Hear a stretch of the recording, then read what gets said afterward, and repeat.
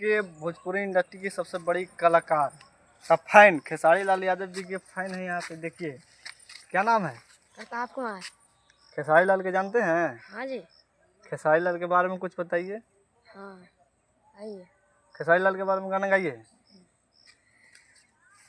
Time लागी नहीं तो राजा रे में कि बोलावे खेसारी बारे में। पवन सिंह के जानते हैं?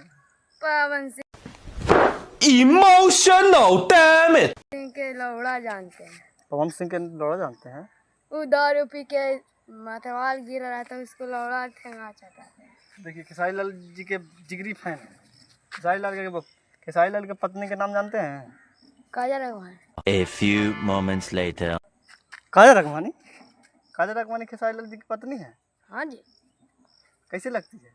हाँ कैसे लगती काहे कि पहले हम देखे कि काजा रघुवन या खेसारी लाल दोनों साथ में रहते थे।